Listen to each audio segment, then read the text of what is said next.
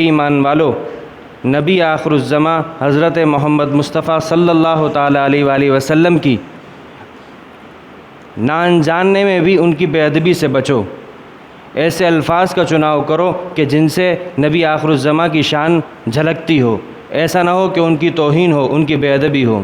اور اسی طرح اللہ رب العزت نے اس آیت کے اندر یہ بات بھی بیان فرمائی کہ یہ یہودی، ان لوگوں کی ایک عادت ہے، یہ سازشی لوگ ہیں، ان لوگوں کا یہ معاملہ رہا ہے کہ یہ ایمان والوں کے اندر بھی کئی ایسی چیزیں چلتا کر دیتے ہیں، کئی ایسی چیزیں رائج کر دیتے ہیں کہ جس میں ان کے انبیاء کی، ان کے نبی کی، ان کے قرآن کی توہین ہوتی ہے۔ لہٰذا اے ایمان والو ہوشیار رہو، ان سے چوکنے رہو۔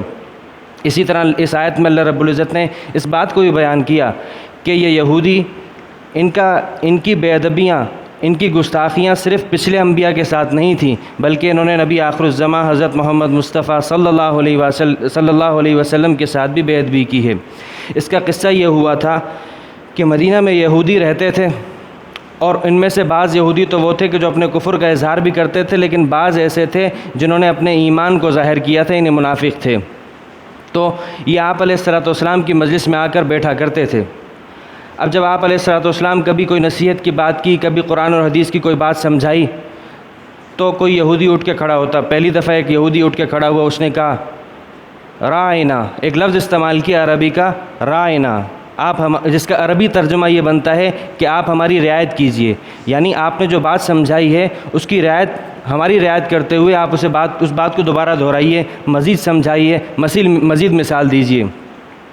اب یہ لفظ تو ایسا تھا کہ عربی اعتبار سے اس کے اندر کوئی مسئلہ نہیں تھا، چنانچہ حضرات صحابہ کرام رضوان اللہ علیہم اجمعین نے جب اس لفظ کو سنا تو وہ تو سمجھتے تھے کہ یہ انبیاء کی اولاد ہیں، انہوں نے جب نبی کے لیے لفظ استعمال کیا تو یہ بڑا اچھا لفظ ہے، تو چنانچہ صحابہ نے بھی اس لفظ کو اختیار کر دیا، اور صحابہ بھی اپنی مجالس میں جب آپ علیہ الصلوۃ والسلام سے کوئی معاملہ پوچھنا ہوتا، وضاحت پوچھنی ہوتی، تو یہ کہتے کہ رائنا، اے نبی آپ ہماری رعایت کرتے ہوئے بات کی مزید وضاحت کیجیے۔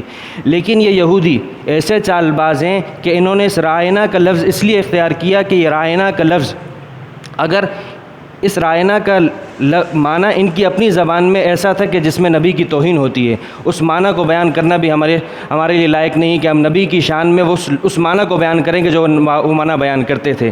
اور کبھی کبھار اس لفظ کو عربی ہی میں رکھتے ہوئے اس کا اپنے منہ کو موڑ کے لیم بالسنتہم، اپنے منہ کو موڑ کے رائنا کرتے تھے، اس کے اعتبار سے بھی ایک بڑا توہین آمیز مطلب بنتا تھا۔ تو ایک اعتبار سے تو اس کا مطلب توہین آمیز تھا، لیکن عربی اعتبار سے اس میں کوئی مسئلہ نہیں تھا۔ تو لیکن اللہ اور مسلمان صحابہ کرام رضوان اللہ علیہم اجمعین بھی عربی اعتبار سے استعمال کرتے تھے، لیکن اللہ تعالیٰ کو یہ بات گوارا نہیں تھی کہ میرے نبی کی توہین ہو، میرے نبی کی بے ادبی ہو، اگرچہ مسلمان نہ انجانے میں کریں۔ چنانچہ آپ علیہ الصلوۃ والسلام نے صحابہ کو یہ حکم دیا، اے ایمان والو، آج کے بعد تم نے رائنا کا لفظ استعمال نہیں کرنا، اگر نبی سے تم نے کسی بات کی وضاحت مانگنی ہے تو رائنا کا لفظ مت استعمال کرنا، کیونکہ ایسے یہودی غلط استعمال کرتے ہیں۔ چنانچہ جب صحابہ استعمال کرتے تھے تو یہودی اپنی مجلسوں میں جا کے ٹھٹھا کرتے تھے، ہنستے تھے، دیکھو ہم نے مسلمانوں میں کیا چیز رائج کر دی، مسلمان دیکھو صحابہ کیسے اپنے نبی کی توہین کر رہے ہیں، کیسے مذاق اڑا رہے ہیں، ہنستے تھے۔ چنانچہ اللہ کو یہ بات گوارا نہیں، اللہ نے کہا اگر نوبت آ جائے تو ہم تمہیں بتاتے ہیں، رائنا کے بجائے ایک اور لفظ استعمال کرو، انظرنا۔ اس انظرنا کا مطلب بھی وہی ہے کہ اے نبی شفقت کے ساتھ ہماری مصلحت کے لیے ہماری رعایت کیجیے، بات کی وضاحت کیجیے۔ تو آپ علیہ الصلوۃ والسلام کی توہین اللہ کو اس انداز میں بھی برداشت نہیں تھی، چنانچہ اللہ رب العزت نے اسی بات کا اس آیت میں حکم دیا، یا ایھا الذین آمنوا، اے ایمان والو۔ یہ یا ایھا الذین آمنوا کا لفظ قرآن کریم میں 89 بار آیا ہے۔ علماء نے لکھا ہے کہ جب قرآن کریم میں یا ایھا الذین کا لفظ آئے، یا ایھا الذین آمنوا کا لفظ آئے، تو ایمان والوں کو ہمتن گوش ہو جانا چاہیے، پوری متوجہ ہو جانا چاہیے کہ احکم الحاکمین، مالک ارض و سما، وہ ذات کے جو بادشاہوں کو بادشاہت کی بھیک دینے والی ذات ہے، وہ ایمان والے، وہ انسانوں سے خطاب کر رہی ہے، اور انسانوں سے خطاب بھی کس طرح کر رہی ہے، اے ایمان والو۔ معلوم ہوا ایمان کی کتنی اہمیت ہے۔ اور دیکھیے پہلی دفعہ یہ یا ایھا الذین آمنوا قرآن کریم میں اس ترتیب میں پہلی دفعہ آ رہا ہے، اور اس میں بھی اندازہ کیجئے کہ اللہ تعالیٰ ایمان والوں کو پہلا حکم دے رہے تو کیا دے رہے ہیں کہ نبی کا ادب کرو، نہ انجانے میں بھی نبی کی بے ادبی مت کرو۔ چنانچہ اس معاملے کی اہمیت کا اندازہ سمجھیے۔ اور پھر اس یا ایھا الذین آمنوا کا پہلا خطاب حضرات صحابہ کرام رضوان اللہ علیہم اجمعین کو ہے۔ آپ اندازہ کیجئے وہ ہستیاں کہ جنہیں ایمان والا اللہ کہہ رہا ہے، ان کا ایمان کس درجے کا ہوگا، وہ واقعتاً ایمان والے ہوں گے۔ آج کے زمانے میں اگر کوئی ناعاقبت اندیش لوگ اب جو اپنی عاقبت کو برباد کر رہے ہیں، حضرات صحابہ کرام رضوان اللہ علیہم اجمعین پر طرح طرح کے الزامات لگاتے ہیں، ان کے اوپر الزام تراشیاں کرتے ہیں، وہ دیکھیں تو صحیح کہ اللہ تعالیٰ صحابہ کو ایمان والا کہہ رہے ہیں۔ اور دیکھیے کسی کے پاس 2-4 روپے ہوں تو اس کو پیسے والا نہیں کہتے، اچھا خاصا مال ہو پھر ہی کہتے ہیں یہ مالدار ہے، صاحب ثروت ہے۔ معلوم ہوا کہ تھوڑا بہت ایمان نہیں تھا، ایمان سے لبریز تھے، تبھی اللہ نے کہا یا ایھا الذین آمنوا، اے ایمان والو۔ اللہ نے فرمایا اے ایمان والو لا تقولوا رائنا، رائنا مت کہنا۔ رائنا کا لفظ استعمال کرو گے تو اس میں تم اگرچہ نہ انجانے میں استعمال کرو گے تو میری نبی کی توہین ہوگی، یہ لفظ استعمال مت کرنا۔ وقولوا انظرنا، بلکہ انظرنا کا لفظ استعمال کرو۔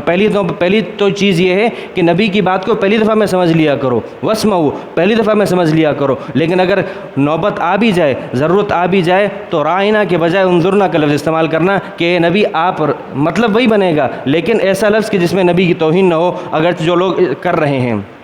واسمعوا، ہمارے اس حکم کو تم غور سے سن لو، آئندہ کبھی یہ رائنا کا لفظ استعمال مت کرنا۔ وللکافرین عذاب علیم، کافروں کے لیے اللہ نے دردناک عذاب رکھا ہے۔ معلوم ہوا کہ نبی کی توہین کرنا یہ انسان کو کفر کی طرف لے کے جاتا ہے، بالخصوص جب کہ یہ یہودی ہوں تو یہ کافر ہیں، اور کافروں کے لیے اللہ نے دردناک عذاب رکھا ہے۔ تم ایمان والے ہو، تم نے یہ لفظ استعمال کر کے اپنے نہ انجانے میں بھی نبی کی توہین نہیں کرنی۔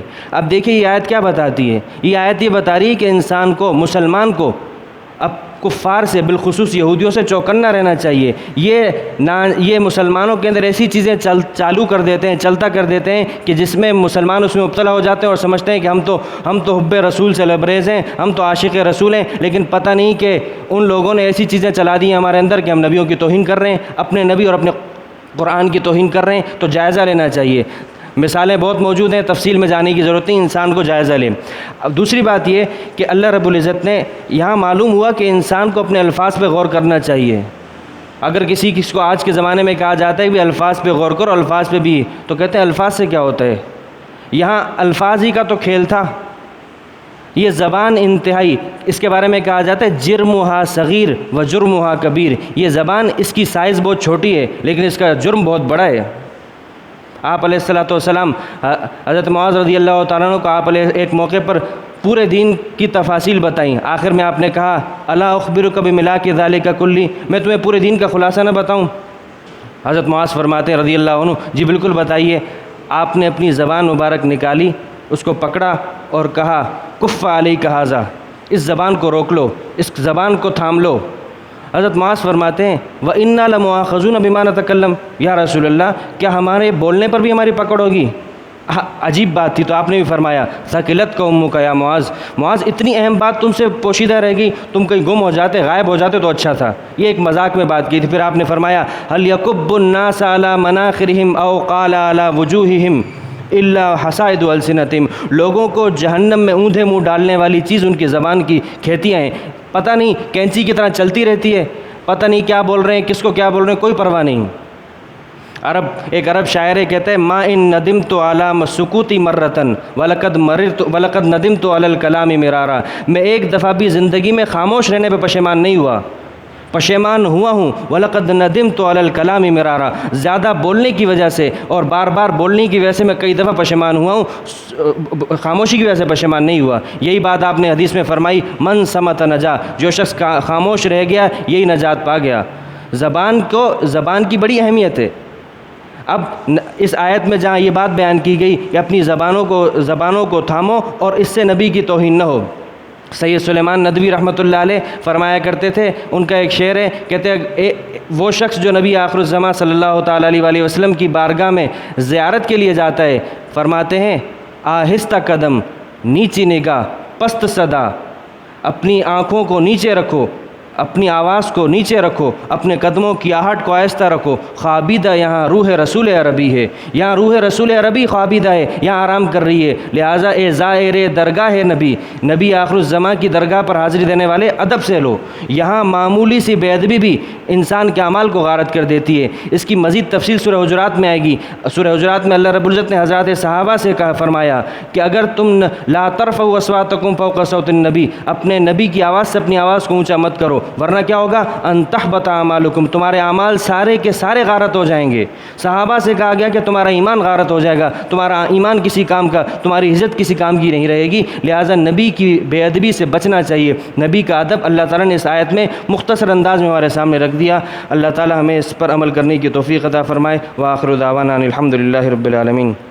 اللہم لک الحمد کلہ ولک الشکر کلہ وإلیک یرجع الامر کلہ، اللہم لا احصی ثناء علیک انت کما اثنیت علی نفسک۔